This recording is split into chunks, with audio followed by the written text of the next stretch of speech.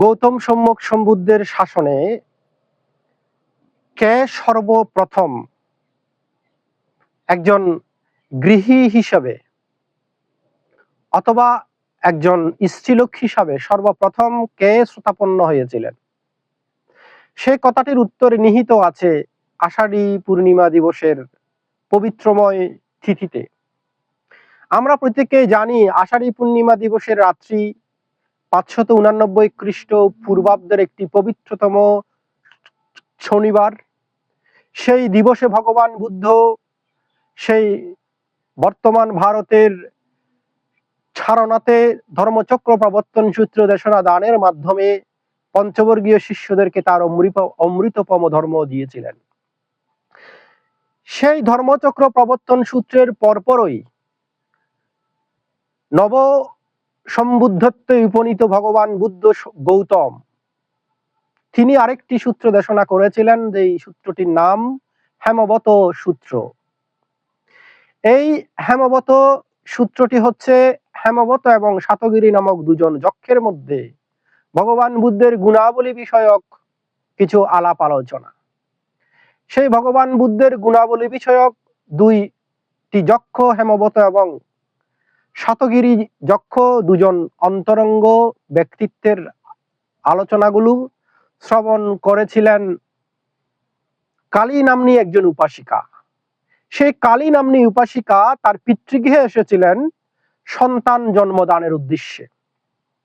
আমরা অনেকে অবগত আছি তৎকালীন সময়ে, অনেক সময় ইদানীন্তন কালেও প্রথম সন্তান জন্ম দেবার উদ্দেশ্যে আমাদের মায়েরা তাদের পিতৃগৃহে এসে উপনীত হতেন, অর্থাৎ পিতৃগৃহে এসেই তাদের প্রথম সন্তানকে জন্ম দেওয়ার একটা রেওয়াজ চালু ছিল।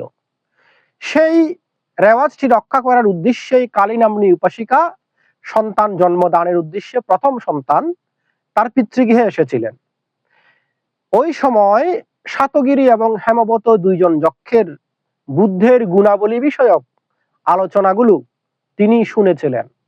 তিনি শোনার পরে অতীতের সুসংস্কার হেতুতে তিনি বুদ্ধের সদ্ধর্মকে উপলব্ধি করতে সক্ষম হয়ে তিনি শ্রোতাপন্ন হয়েছিলেন।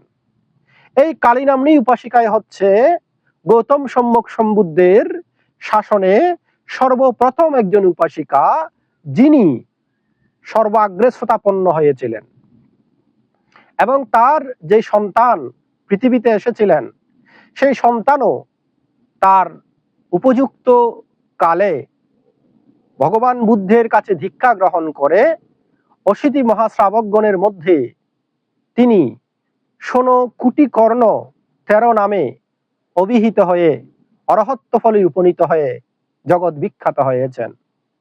সেই মহান ভগবান বুদ্ধ তার উপাসিকা স্থবিরা কালী এবং তার সন্তান 16 কোটি কর্ণ ফেরের অবদান বৌদ্ধ সাহিত্যে আলোচনা যদি আমরা করতে যাই, অনেক স্থানে আমরা ওনাদের উদাহরণ, ওনাদের আলোচনা আমরা লক্ষ্য করতে সক্ষম হব।